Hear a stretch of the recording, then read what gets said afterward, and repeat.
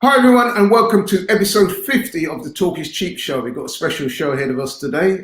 Hope you're all well, healthy, COVID-free and doing your best during this second national lockdown we're going through. The show today, incidentally, is brought to you by the app Flick, which is an excellent app where you guys can chat in real time with other like-minded Arsenal fans and discuss your footballing opinions. So on the show, what we're going to do is give you the chance to air your comments and read out your comments live on the show. I'll tune into the app while we're going along and please take part in that. It'll be wonderful to see your opinions as we progress. Also, I want to say that today in the UK is Armistice Day, and as you can see, I'm representing, and I know Curtis as well. Armistice Day, for those of you who don't know, is a chance where we commemorate the war dead. So, big shout out to everyone everywhere there. We've got a great show lined up for you today, man. Excellent. I'm looking forward to this one immensely. But before we go any further, it is my dutiful pleasure and honor to introduce the one and only Curtis Shaw from Curtis Shaw TV. How's what you saying, bro? Hey, what's happening, bro? Hey, has anyone seen Jordan Jarrett Bryan? Because we want an apology. Yeah, we want a full apology in the comments. When there? When there, man? He's on the beach somewhere. You know what? To be fair, Jordan, the man's got put his big boy pants on. I contacted him during the week. And he did actually offer to come on the show, but we've got some other things planned. But we will be getting him on in the coming weeks, man, because I think he wants to. I think, first of all, he said there are a few things that he had to own up to and say, look, maybe Curtis got that right. But I think he wants the right of reply. Yeah, of course. After we've gone in on him this week, he thinks. But I said, we'll try to be, we'll try and keep it respectful, man. Yeah. You know what I mean? But yeah. But in answer to your question, I haven't seen him, but I have heard from him. You know what I mean? Yeah. Yeah, man. So, and I'm just saying that as well, that before we go any further, thanks to the many, many hundreds of comments we got in relation to last week's show, where, to be fair, Jordan did do a really good job of defending Arteta. And that was before the result of the weekend, obviously. So, yeah, man, big up Jordan, wherever he's watching the show. Well, I'm sure he'll be watching the show. We had a very animated and entertaining debate last week, and he contributed to that in a lot of different ways, man. So, but anyway, moving on then. So to our first segment of the show, news and notes. Right, where do I start? I guess I should start with some good news. Earlier on, I mentioned that I hope everybody is healthy and safe and COVID-free. And of course, this week, the government announced that there's a new vaccine that will be hopefully made available sometime in December. They're talking about mid to late December, or certainly before Christmas. A vaccine which is at the moment 90% success rate. So that was great news, man. But Curtis, I've got to ask you, man, will you be in line for the first shot or what? Because some people are saying they don't want to, they're not up for it. Nah. You're not me, bro. I mean, look, maybe long term. Look, because they're saying they're going to put things in place like you can't fly abroad and that. So eventually, yeah. But if you're bringing out some vaccine and you say 90%, that 10%, bro, I'm not playing with that 10%. So I won't be at the front of any queue to take no vaccine. Okay. So to coin a Danny Rose phrase, you won't be a guinea pig then. Nah, not at all. Give it 6 months at least, I don't know, I'm a bit more positive about it. I mean, I'm not saying I'll be first in line. Not that I would be first in line anyway. I'm sure they will draw up a list of criteria for those people who can. But I think in time, I probably would be one of those that would offer to get it, man. I mean, listen, take it, sorry. I've heard one or two conflicting stories about how it may affect you, because basically they give you an element of the virus and then that trains your system and how to defeat it. So that in itself sounds a bit dangerous, but hopefully I trust the advice of the scientists, man. You know what I mean? And I must admit, I probably will end up taking it if I can. No rush, man. No rush. Don't rush. No rush at all, man. No. Okay. That's a bit of good news then overall. Moving on to some not so good news, and that was the the news that crashed the airwaves yesterday, man. With I was going to say the chairman, but he's now the former chairman. Greg Clark made a series of unfortunate, inappropriate remarks, which cost him his job as chairman of the FA. We're referring to Afro-Caribbean footballers or black footballers as coloured footballers. He also made some pretty unfortunate remarks about gay footballers and something about relating to choice, which I thought was wildly inappropriate. And of course, he went through the whole gamut, didn't he, of offending everyone. Yeah. So you could say that he's not particularly bothered about who he affects, man. I mean, this guy was just like chatting some real greasy stuff. Curtis, what are you saying? I think he said about the win, wasn't he? About they don't like the ball kicked at them hard or something like that. I mean, do you know what? Once described institutional racism as fluff. Oh. So he's got a track record, man. Curtis, what's your thoughts on that, bro? I mean, do you know what, bro? You called it bad news. I actually think it's good news because get this dinosaur out of there, man. You know what I mean? Sure. This is the thing with the FA. The FA is so out of touch with the modern game, with modern culture, with modern society. They haven't got a clue, man. I mean, you know, and I'm glad he said what he said because he made a fool of himself and he's opened up a whole can of worms now. And everyone's going, you know what? Actually, maybe we have got to look at the FA again because they're living in the past, you know. And I'm glad he said what he said because he exposed himself. He had to quit straight away, made a fool of himself. So I just hope it becomes a bigger issue when we start looking at who's working in the FA and who's doing what now. So I'm glad the guy said what he said. Get rid of him. You know, he's an idiot. And, you know, let's hope it changes the general attitude towards modern society and football. Yeah, you make some excellent points there. I couldn't agree more. I mean, my first thought was, how is this guy allowed to remain in his job for that long anyway, given some of the stuff he previously said? And there was even the debacle, remember, with the Eni Aluko. Yeah. Treated, and a lot of that was down to him and the way he handled that. So this guy's got a track record of not being on top of what he's supposed to be on top of in terms of diversity and stuff, and how he could have remained in his job for so long is quite staggering, really. But like you said, the good news in a way is that he's he's outed himself, isn't he? He's snitched himself, and he's gone, man. Good riddance. Get rid of him, man. So yeah, okay then. Thanks for that, bro. So moving on. I guess we should start by having a very quick review, and it will be very quick, I'm sure, of last Thursday's Europa League game against Molde, Norway. A routine 4-1 win, it has to be said. 2 own goals, a goal from Pepe and one from Willian. The Pepe thing was especially of note because he got a goal and an assist in that game. So what was your thoughts on that game, Curtis? I mean, we went 1-0 down, actually, didn't we? And then, you know, they scored the 2 own goals. So the first 3 goals of the game was scored by them. But, you know, it was just, look, get the result. Top of the group, 4 goals. Pepe again, goal and an assist. Thought Joe Willock did really well. You know, a lot of energy, good runs. So I was happy with the victory. Moving on. Yeah, I would echo that. I mean, the positives there, we got the win 4-1. Pepe got the goal and the assist. Willock played really well. He got a goal. And let's face it, we're halfway in the group stages. 3 games, 3 wins. So, yeah, we move on. But, yeah, that was good. Right then. Well, this is where it all goes wrong, isn't it? It likes to go slightly left. You know what I mean? Our main topic, man. Let's start cooking. Last Sunday, Premier League game, Arsenal at home to Aston Villa. Now, coming into this game, we were off the back of a very good win against Man United. So, you know, everybody's confidence was up. Everyone was looking forward to the game immensely. I mean, we'd beaten that hoodoo of not beating United on their ground for, it was about 14, 15 years.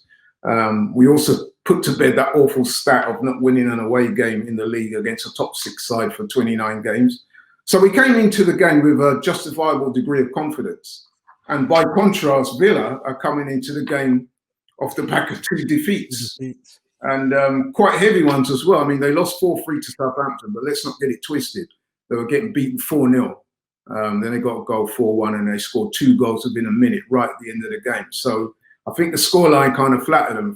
Yeah. More a 4-0, 4-1. And then, of course, they lost 3-0 to Leeds. But as we've seen in the Premier League this season, bro, previous form is not always a good indicator. You know what I mean? No.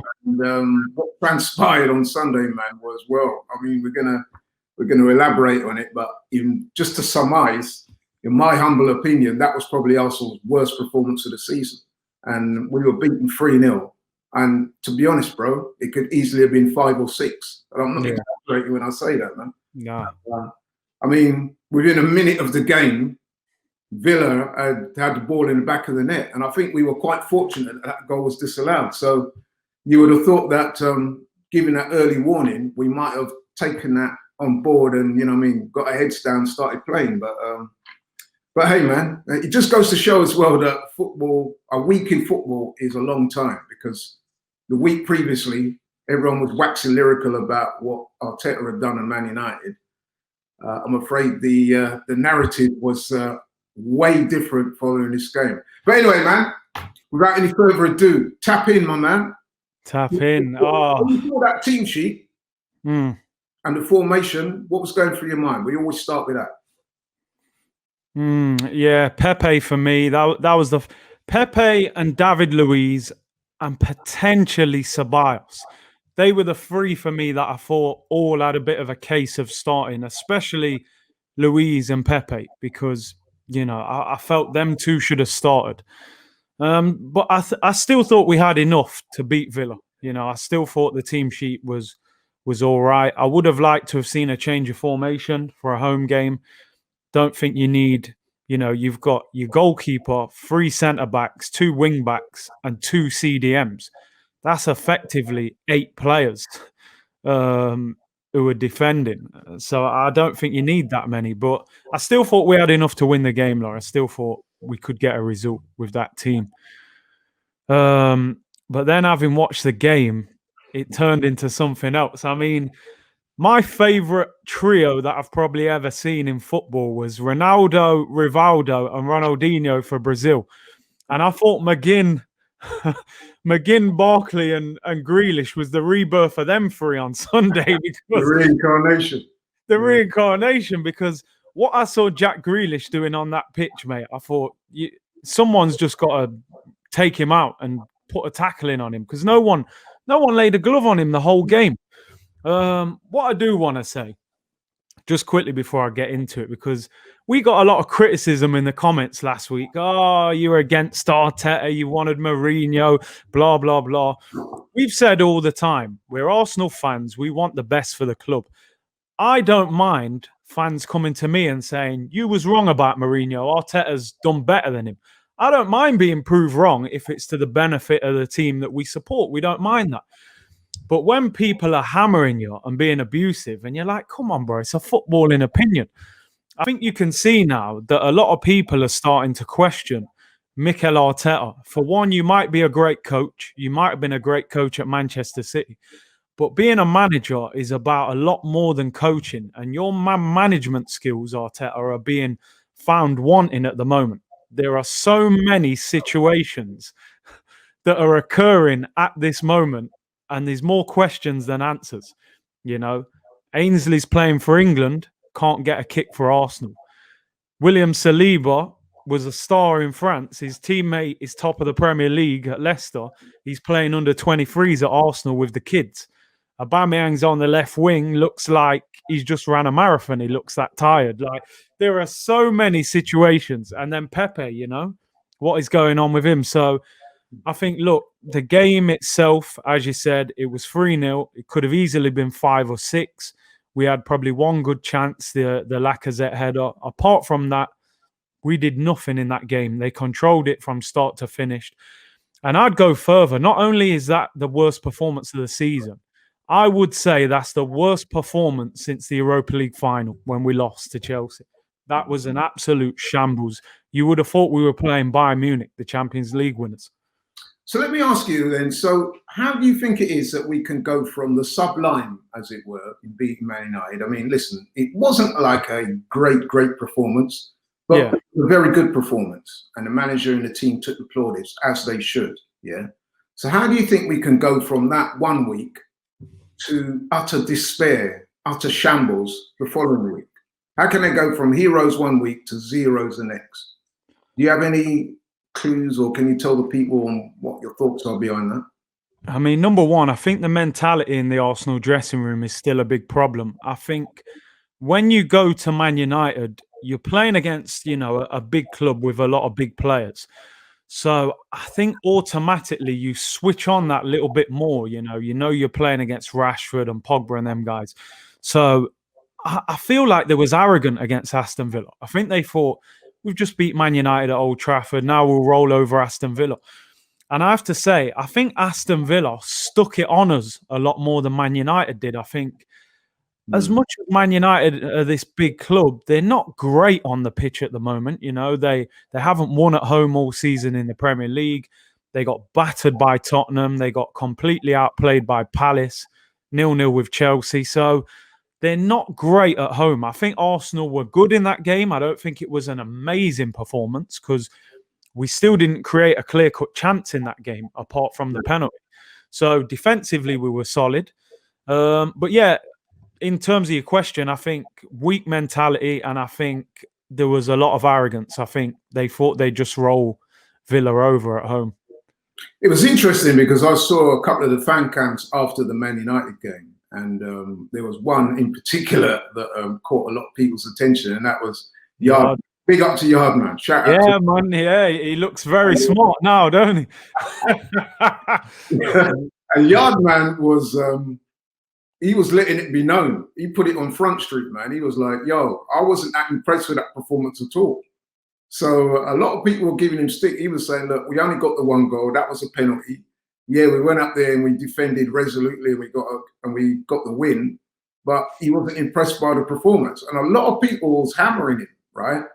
And I kind of defended Yardman because, listen, I'm not Jamaican myself, but I'm from Jamaican extraction. So Yeah. I'm deep in the culture as you are.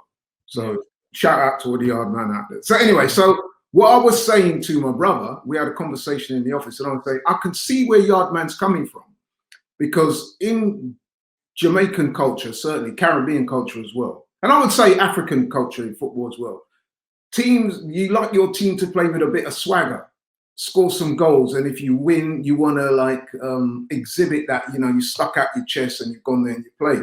So I think what Yardman was alluding to, and I don't want to put words in his mouth, but my interpretation of his interview was, listen, we got the win, yes, fine, but I wasn't that impressed by the performance, because like I said, in the culture, they like the teams to express themselves and to be attacking and to score goals. And whilst the performance against Man United was a very good, tactically sound and well executed game plan, that type of performance, it wasn't one that would blow you away. In fact, a lot of people saying it was a poor game last week. So I think that's where he was coming from. No. So, I just want to put that to bed. But moving back to something you said about the man manager, I mean, after the game, I actually made a list of some of the concerns that I had with Arteta, because I knew that we're going to have to try and justify our talk in terms of, what are your areas where you're disappointed with Arteta? And the man management thing was one that popped up in my head fairly quickly. And if I could just say, listen, I made a list of some of the, what I call currently disaffected players at Arsenal. There's a few, isn't there? There's a few, man. With Ozil's the biggest name, the most obvious one. Listen, say what you want, man, but you're not going to tell me that the majority of the Arsenal fans. Well, put it this way: I haven't spoken to one Arsenal fan that believes Arteta when he was saying about he looked Ozil in the eye and told him he weren't good enough. Even Jordan, who's like chairman of the Arteta fan club, even he said that he didn't believe that. So there's Ozil. There's a Guendouzi situation. I thought that he was binned far too quickly. Lacazette, listen, man, he's not been displaying any confidence, and I think that's down to the way he's been treated. Pepe, now that's interesting. He's only made one Premier League start this season, yeah?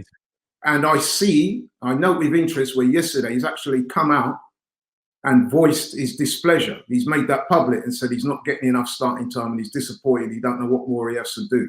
So he's clearly disaffected. Maitland-Niles, another one. You know what I mean? Like you said earlier, and I've said previously on this show, the man's getting more game time for England at the moment than he is for his domestic club. That's got to be a cause for concern. To be fair to Maitland-Niles, he hasn't come out publicly, but I'm pretty sure he's not happy with that. I'm pretty sure he's not happy with that at all. And then there's the William Saliba. What the hell's going on there, man?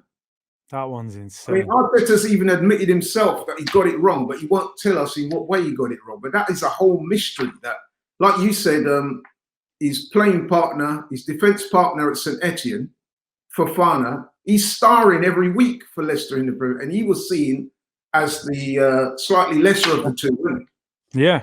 A better word. He put it this way, Saliba was seen as the main man in their partnership last season. And if you trust their fortunes now, Fofana's playing every week for Leicester and earning rave reviews. Saliba can't even get in the Carabao Cup squad. There's something wrong. You know what I mean? These are questions that, as fans, we're entitled to ask. Yeah. We're not hating on Arteta. We're just asking the questions. And the question is, and it's the title of this show, is Arteta out of his depth? Now, Curtis, tap in. I'm going back to you. What more you got to offer on that? Because presumably you do feel he's out of his depth, do you? I mean, look, this is what I would say. I'm not saying Arteta out, because in anything in football, you can turn things around. A striker out of form, a manager struggling, you can change and all of a sudden it works. But at the moment, I think this job is a far bigger job than what he expected. And this is why I did want a Mourinho or someone along those lines, because I think you have to know what you're walking into and you've got to know how to deal with all these situations. Clearly, Arteta was told by the board, you're not playing Mesut Ozil. And then he's come out and covered for them. Obviously, he's kind of going to. But could they have done that to a bigger manager, to a bigger personality? And this is where my worry is with Mikel Arteta. He's been at the club a year next month. I know we had the pandemic, so that kind of broke it up again. But we don't have a playing style.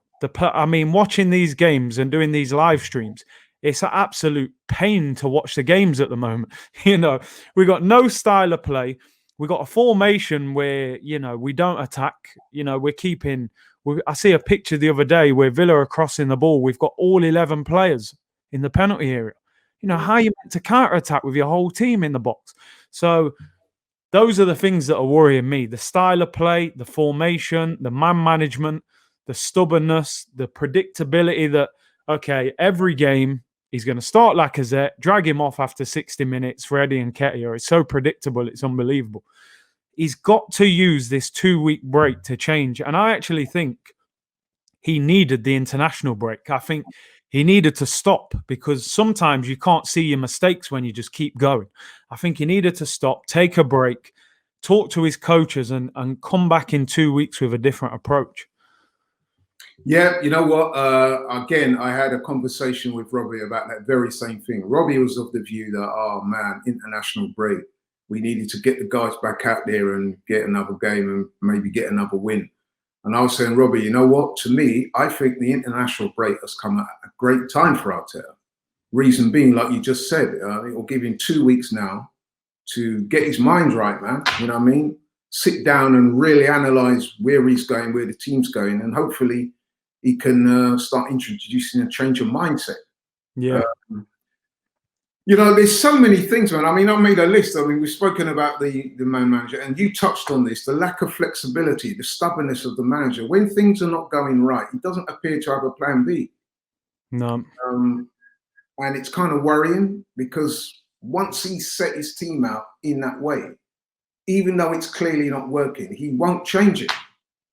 And, you know, I mean, the fans who are watching the games on the live streams and TVs and stuff like that, they can see that things need changing, but they very rarely do.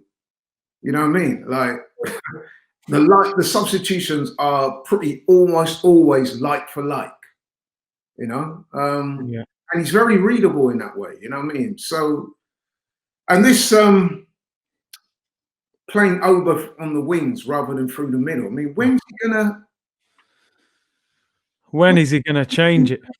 Because it's not working, is it? It's not. I mean, it did work for a period of time. Last season, he played on the left most of the season, but people seem to have this theory that Aubameyang can't play through the middle. He won the Golden Boot in Germany playing through the middle. He outscored Lewandowski, who a lot of people say Lewandowski is the best striker in the world now.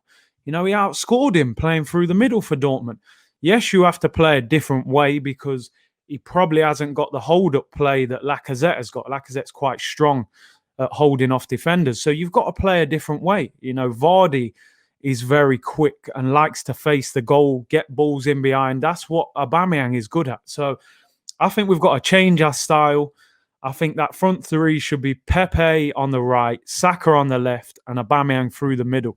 And put a three-man midfield in there now, you know, because, look, Thomas Partey has hardly had an injury at Atletico Madrid. He's been at Arsenal 4 games, and he's got a thigh injury because the man's just running all over the place. Yeah, he's got to change it. He's got to be a little bit more adventurous.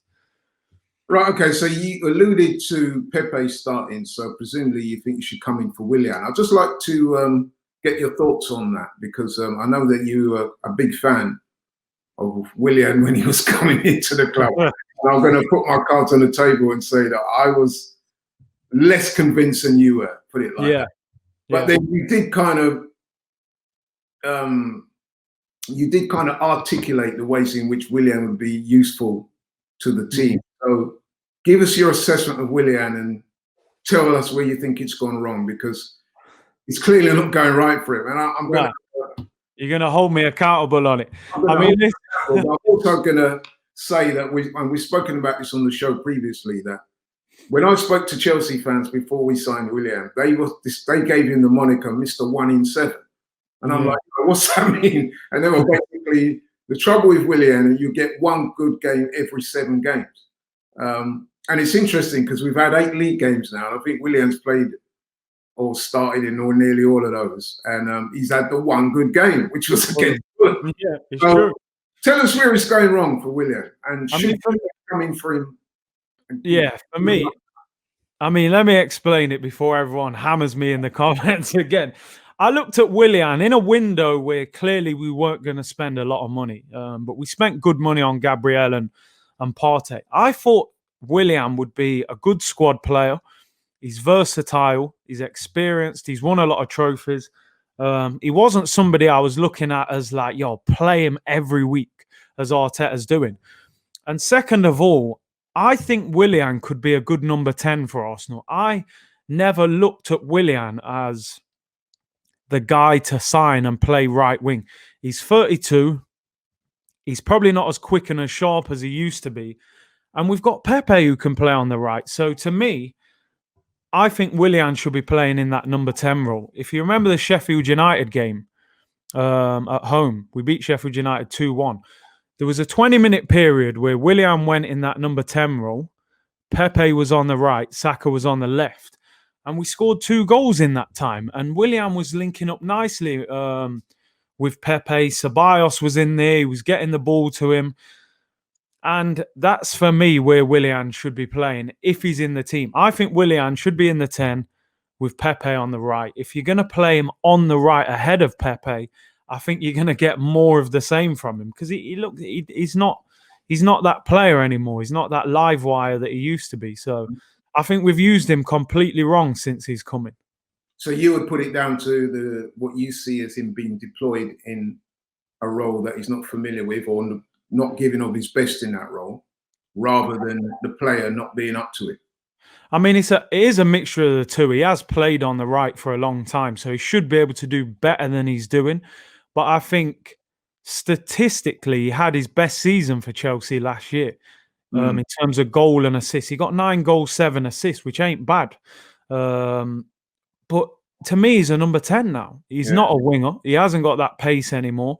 Play him in the 10. We've got Partey and someone else next to Partey, and I think he would be all right there. And I wouldn't play him every week either. You know, Arteta seems like he can't drop him. Has he got a clause in his contract that says he has to play a certain amount of games? I don't know, but yeah, it's a strange one at the moment.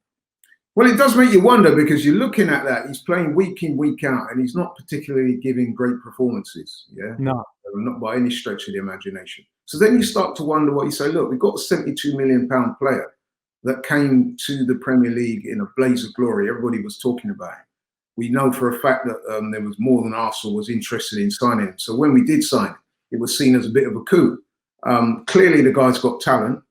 He's shown flashes of brilliance, although I'm the first to admit he's not been properly consistent. But he does seem to be, shall we say, marginalised a little bit this season. So then you start to wonder to yourself, well, is Arteta making a point to the board? Is he saying, listen, I'm sticking with the guy I brought into the club, as opposed to the guy that was here before I didn't sign him, so I've got no loyalty to him. He seems to be showing a lot more loyalty towards Willian to me. I'd be interested to hear what the people out there think. Let us know your comments. But I'm looking at some of the comments on the Flick app with this whole question about Arteta, whether he's been out of his depth or not. And I have to say, man, that some of the comments I'm seeing are quite damning. You know what I mean? They're quite damning of Arteta, which is interesting because last week, when you made a very passionate defence of Arteta, me and you were the ones that were getting slaughtered in the comments, weren't we? Yeah, big time. This goes to show that fans can be fickle, and myself included, and you. I know, we can be reactionary, but certainly this week the comments are quite scathing of Arteta. I mean, look at this one I've just seen here. Arteta plays the French Benteke up front, presumably he's talking about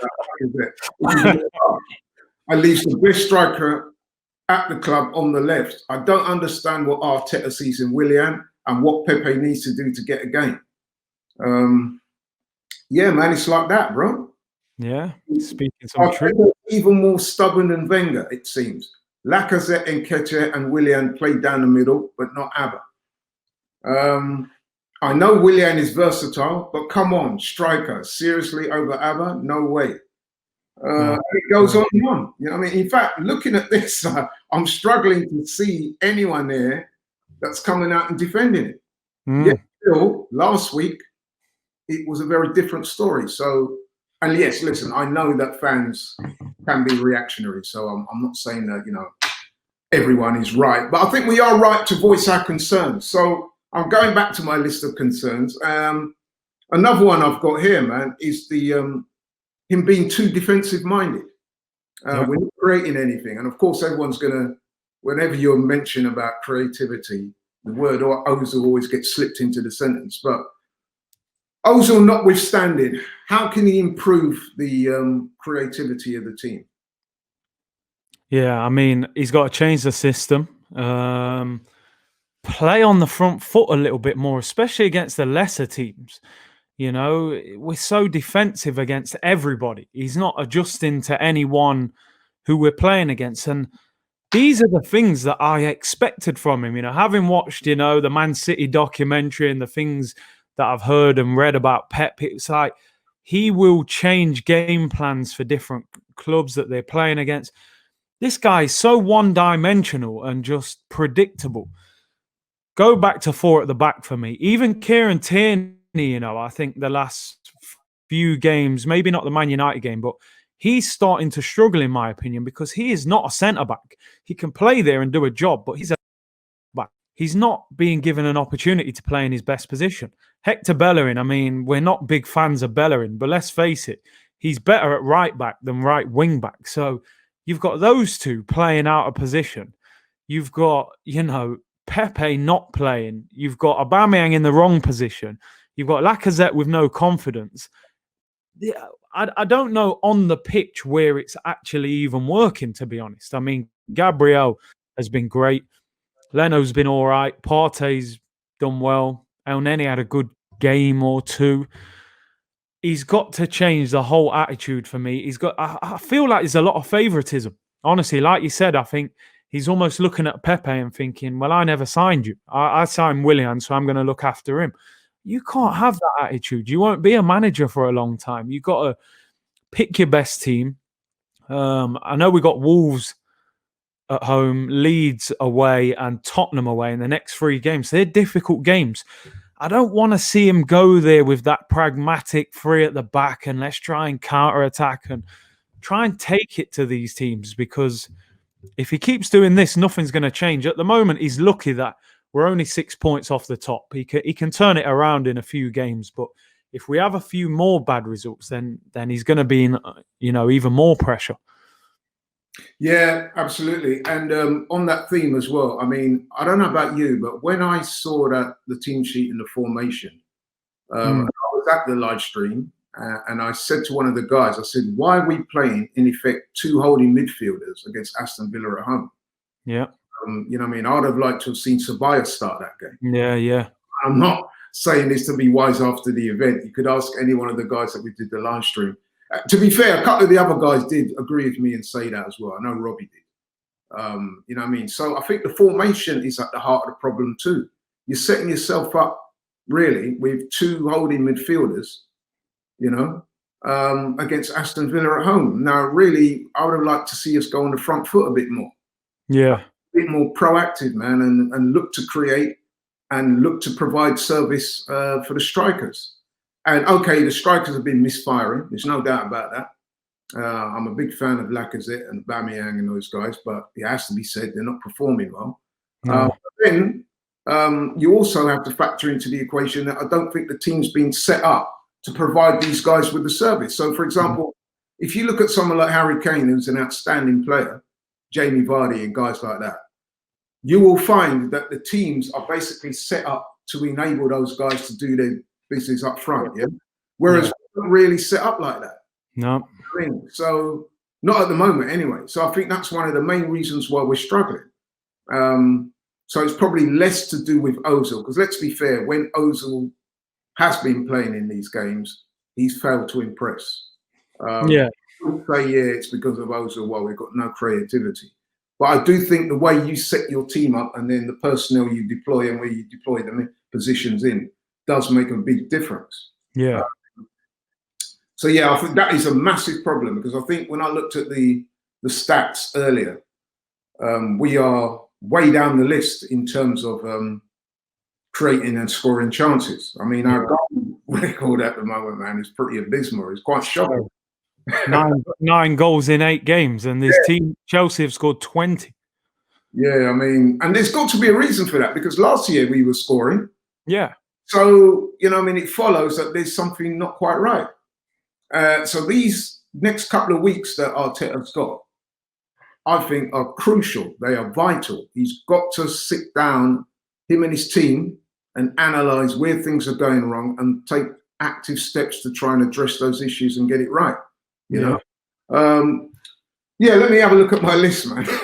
It's a long list, isn't it? I mean, we should also say that there have been positives. We're not going to completely throw him under the bus. You know what I mean? We got Gunnersaurus back anyway, so that was. No, I mean, all jokes aside, right? I mean, we won the FA Cup, we won the Charity Shields. We've had some good performances. The Man United one, the most recent. So, I mean, the manager is capable of getting results. Yeah. He is capable of winning trophies. He's shown that, and we appreciate that. It's just that we do seem to have hit this rock. So he does need to address areas of concern, you know what I mean? And right, well, let me go back to my list, man. So we talked about the man management, lack of flexibility, playing over on the wings rather than through the middle, being too defensive minded. He's an overthinker in my view, Arteta. Things that would appear to be fairly obvious to most people, or fairly obvious that you would give them a try, he appears not to want to do so or refuse to do so. Not good. I was going to mention about the favourites thing. He does have his favourites. Willian, I've got to look at it and say at the moment he's showing favouritism to Willian, and it's not justified. I would add on that list Bellerin as well. I'm not impressed with Bellerin, man. You know what I mean? I've said before, and people come in the comments section saying you're only saying that because what you see. But what about people like Martin Keown then and Kevin Campbell? They've played for the club. They know a little bit about what they're talking about. And I heard Kevin Campbell just today, actually on TV, said that the trouble with Hector Bellerin is that he can't defend. Now, if he can't defend and he's a right back, I think we've got problems here, don't you? Yeah, no, I agree. Putting all that to one side, why can't Ainsley get a game there? Ainsley played in that position before and performed with aplomb. And he's got in the England setup playing there. You know what I mean? Why can't this man get... What's he got to do to get a game, Curtis? What's going on? Bro, I don't know. Like, you know, they said that Bellerin stayed with Arteta when he came to England, when he first moved over. I did. Yeah. So, you know, it's like his stepson, isn't it, man? He's not dropping him, you know. Ainsley, I mean, we turned down 20 million for him. So if you decide, all right, I want to keep him, at least play him. Like, I don't know. I do not know. He loves some of these players. It's almost like the more you say don't drop him, he's not going to. He's a very stubborn guy. You know, he's probably got a big ego and, you know... Listen, I get some of that. He's a young manager. He's come into this job. It's a big job. So let's be fair to him. He's taken on a lot. When he took over the club, man, you know, I mean, the fortunes were not great. And, you know, to a fair degree, he pulled some of it around. Like I said, we won the FA Cup, won the Charity Shield. We ended the season on a high. So credit to him for that, yeah? Yeah. But, there's some decisions that he makes or arrives at that I just can't understand it. Maitland-Niles is a very good player. Now, listen, Maitland-Niles, the knock on him is that he does suffer from lapses of concentration. But we also know that he's a very good player. He's good on the ball, technically. He's very strong. And he's done well in that position in the past. And I don't think Bellerin has been playing that well at all. No. Give the team a shake-up, you know what I mean? Try something different, because at the moment, things are not working out. This is the kind of things that people like me and you are saying. Try something different. Yeah. Now, I'm not saying that you should go into the team, go into games each week with a completely different team. That's not what I'm saying at all. I'm saying you've got a big squad there with some good players. Utilize that, you know? Do you want to add anything on that, Curtis?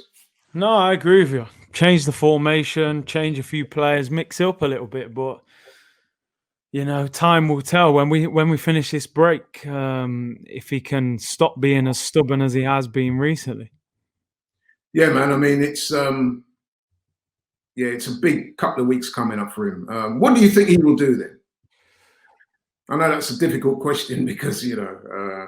Do you know what? I think he'll still play the same formation. I think he will change a few players.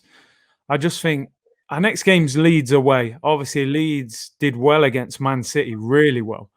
And I don't think he'll go there and be that attacking. I think he'll be a little bit, you know, Bielsa's the manager as well. But I do think he maybe will change a few players around. I mean, they're saying Partey might not be back for that game. So that's another big problem. So he's going to have to find a different solution. But I don't think he'll change that much. No, I think you're right. I think what you were saying there about Leeds, and let's face it, Leeds are a team under Bielsa that like to come out and play. And their home game. So I would imagine that they will see themselves as going on the front foot in that game. They'll obviously look at us as being quite vulnerable as well, even though Leeds haven't been that well, played that well recently either. But they'll probably see some chinks in our armour and try to expose it. So I would imagine that, given the way that Bielsa normally approaches games, I would imagine they'll be on the front foot. So presumably we'll revert to our, when I say revert, we play like the way we play away. There'll be probably a Man United style performance, will it?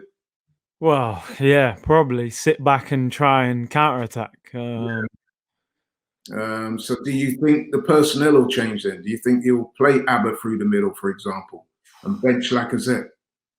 I mean, you wouldn't bet on it, would you? That's the crazy thing. You just, in my head, I think, will he? Like, I don't know. I'm not sure he will. I hope he does. I really hope.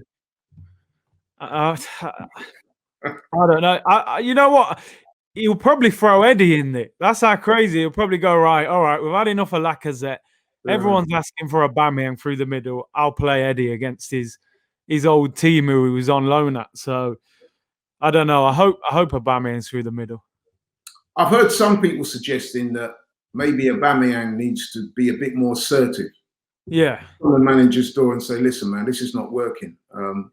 I'm the captain of the club, I'm the top goal scorer, I think you should play me through the middle. Is that something you would concur with? Do you think that should happen? 100%. What you got to think sometimes, Aubameyang might be sitting there going, well, if I go through the middle, then my brethren gets dropped. You know what I mean? That's Lacazette on the bench, and that's my boy. I don't really want to do that to him. So sometimes these things happen, and you got a close friendship in the dressing room, and you play in the same position. So maybe he just thinks, I'll do a job on the left to get Lacazette in the team. But I think he's got to forget all that friendship, man. We need him through the middle. Absolutely, yeah, I think so. Yeah, I think that's one of a number of changes that I'd like to see happen. Yeah, like I said, I think that whole Willian and Pepe situation needs to be addressed. Yeah, I like Maitland come in, Maitland. I mean, the way I saw Grealish manhandle Bellerin last week, not for the first time we've seen this either. You know what I mean? And for all those people out there, like I said, who like to throw shade on me and you when we talk about Bellerin, yes, he'd improved his form slightly in recent weeks. But listen, man, people talking about he went through a little run of games where he provided like 3 assists in a row. For those people who put that out there, my response would be there were 38 previous games to that where there had been no assists. And let's listen, man. He doesn't pass the eye test. When you saw the way Grealish dealt with him, did you see the run that he made? A couple of runs like that, and then there was one in particular when he just bounced my man off the ball like he was. Come out of it, yeah, man, just dashed him off. How many right backs do you use? Do you see like Sarkozy being treated like that? Do you see the guy from Man United, Wan-Bissaka, being bounced around? You tell me who you see getting bounced around like that. No, you don't. You And don't. don't get me wrong, Grealish is a top quality player. In fact, me and you are on the record as saying that we'd have liked to see him come to Arsenal. 100%. You know what I mean? He had an outstanding game. So did Barkley, so did McGinn. In fact, so did Trezeguet. I'm Watkins. All of them. Like Brazil circa 1970 against us. Hey, man. You know what I mean? Real.